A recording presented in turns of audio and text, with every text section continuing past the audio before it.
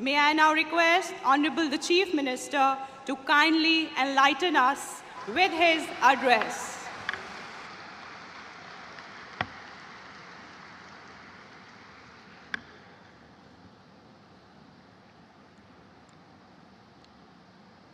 आदरणीय प्रधानमंत्री श्री नरेंद्र मोदी जी,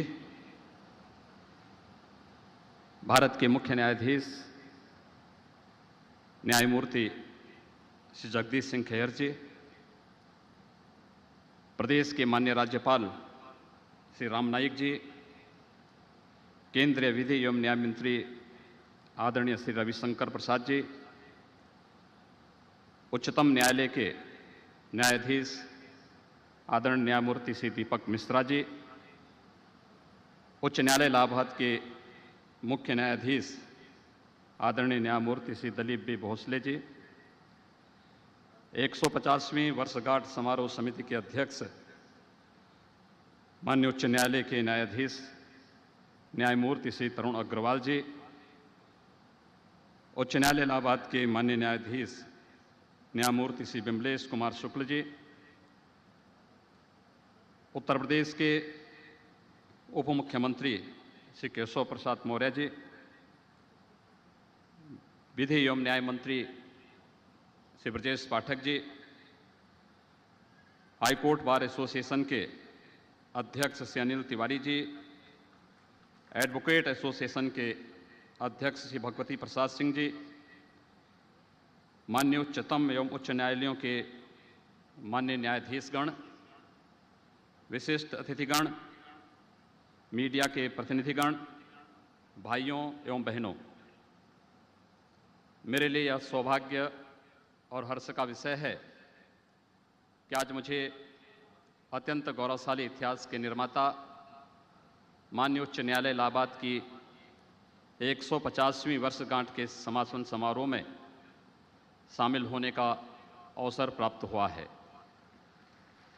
मैं सर्वप्रथम इस स्वर्णिम अवसर पर उन सभी माननीय न्यायाधीशों, बार एवं बेंच के सदस्यों को बधाई देना चाहता हूं, जिनके योगदान से माननीय उच्च न्यायालय इलाहाबाद की न्याय प्रशासन में एक अद्भुत छवि स्थापित हुई है।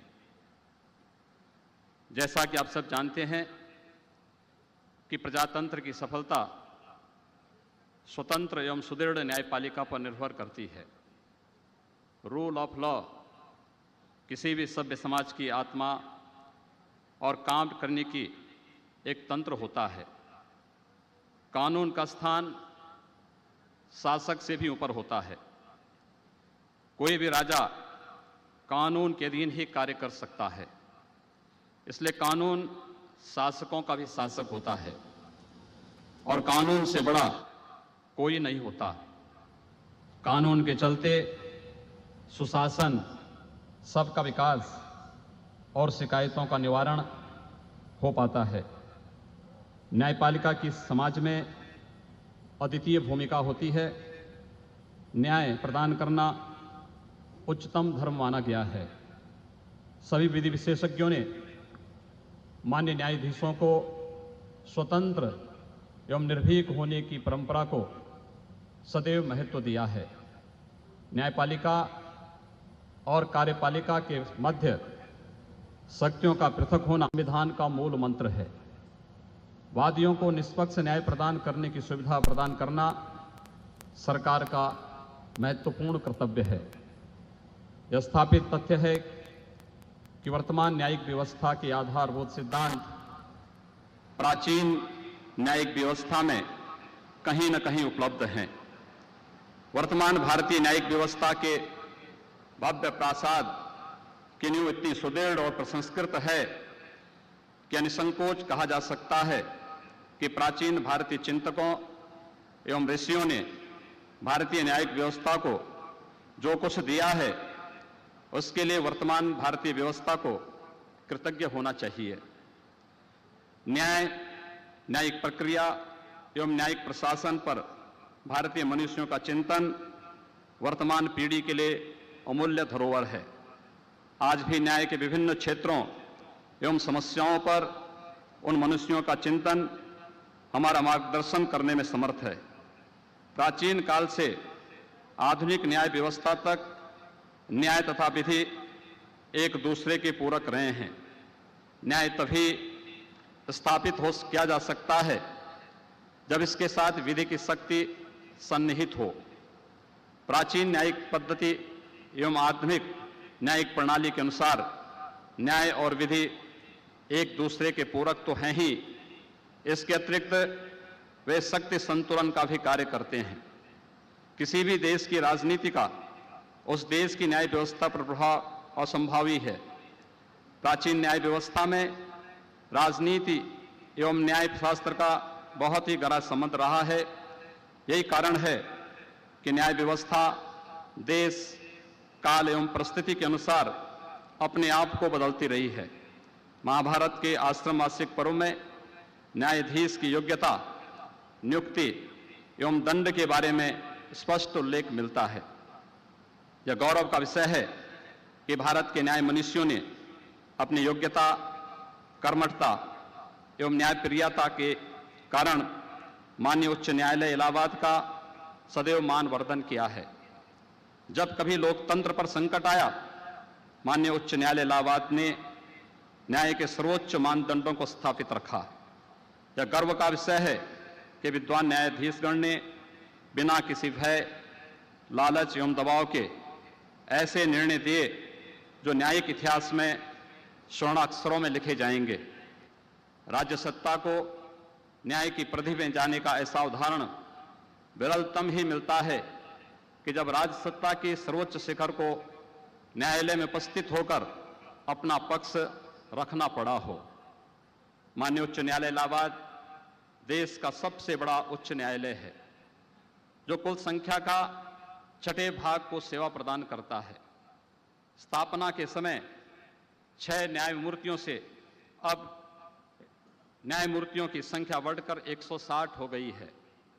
देश में लंबित कुल 3 करोड़ प्रकरणों में से 24 उच्च न्यायालयों में कुल 40,11,000 प्रकरण लंबित हैं, जिसमें माननीय उच्च न्यायालय इलाहाबाद में लगभग 9.25 लाख प्रकरण हैं। उत्तर प्रदेश के जिला न्यायालयों में 60 लाख से अधिक मामले लंबित हैं। इनमें से 3.25 लाख प्रकरण 10 लाख से अधिक लंबित हैं। मुझे यह जानकर अत्यंत प्रसन्नता है कि अब न्यायपालिका ने स्वयं अभियान चलाकर इस पेंडेंसी को समाप्त करने का निर्णय लिया है। माननीय उच्च न्यायालय इलाहाबाद एवं उसकी लखनऊ खंडपीठ में पूरे राज्य को शामिल किया गया है। उत्तर प्रदेश एक बहुत बड़ा और विशाल आबादी वाला राज्य है। राज्य के कोने कोने से न्याय पाने के लिए जनता को गुजरना पड़ता है। मैं इस संबंध में उत्तर प्रदेश के अंदर सभी मुख्य जो स्टेक होल्डर्स हैं, इनसे वार्ता करके और उत्तर प्रदेश के मुख्य न्यायाधीश के सामने एक प्रस्ताव अवश्य रखना चाहूँगा, जिससे हम उत्तर प्रदेश के दूर दराज के क्षेत्रों में भी उन लोगों को अधिक यात्रा के इस भार से मुक्त होने में मदद मिलेगी। हाल ही में आदरणीय कानून मंत्री द्वारा घोषित गवर्नमेंट लिटिगेशन के बारे में उनके जो प्रयास हैं, राज्य सरकार पूरी तरह उनके साथ में है। इसी प्रकार जेलों में विचाराधीन कैदियों की संख्या में कमी के लिए भी उत्तर प्रदेश सरकार प्राथमिकता के साथ कार्य करेगी। सरकार से जनता की अपेक्षा है कि उसे सस्ता एवं त्वरित न्याय मिले। इसके लिए कानूनी सहायता के प्रयासों में भी राज्य सरकार की भागीदारी रहेगी।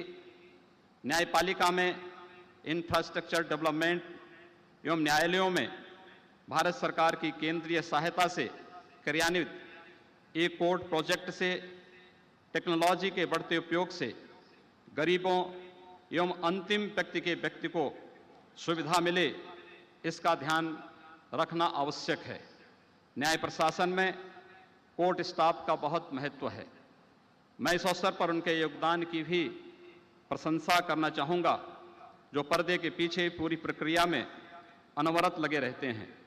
इस स्टाफ को सुविधा देना, प्रशिक्षण देना और टेक्नोलॉजी के अधिकाधिक उपयोग में उन्हें सक्षम बनाना आवश्यक होगा।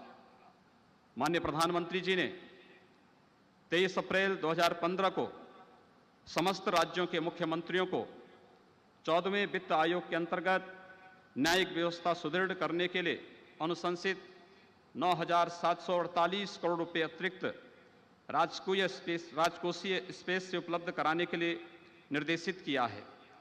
इस राशि में से 915 करोड़ रुपए उत्तर प्रदेश के लिए इंगित हैं, जिसमें 488 करोड़ रुपए केवल फास्ट ट्रैक कोर्ट, जो जघन्य अपराध, वरिष्ठ नागरिक, महिला, बच्चों एवं दिव्यांगों के लिए रखा गया है।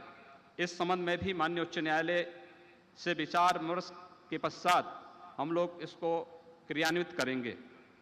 माननीय उच्च न्यायालय इलाहाबाद के प्रथम मुख्य न्यायाधीश श्री वाल्टर मॉर्गन से लेकर वर्तमान मुख्य न्यायाधीश न्यायमूर्ति श्री दिलीप बी भोसले तक बहने वाली न्याय की धारा अक्षुण्य बनी रहे, ईश्वर से मेरी यही प्रार्थना है। न्याय का कार्य अत्यंत दुरूह है, विशेष रूप से जब गरीबों, वंचितों और महिलाओं का प्रकरण हो, तब अवश्य शीघ्रता एवं तत्परता की आवश्यकता पड़ती है। विद्वान न्यायमूर्ति अपनी कुशाग्र बुद्धि और विलक्षण प्रतिभा का उपयोग करते हुए न्यायालयों में लंबित वादों को निस्तारित करके पर्वत जैसी समस्या से पार पा सकेंगे, ऐसा मेरा विश्वास है। अपनी बात को समाप्त करने से पहले मैं भारत के यशस्वी प्रधानमंत्री आदरणीय श्री नरेंद्र मोदी जी के प्रति आभार व्यक्त करना चाहूँगा, जो न्याय व्यवस्था में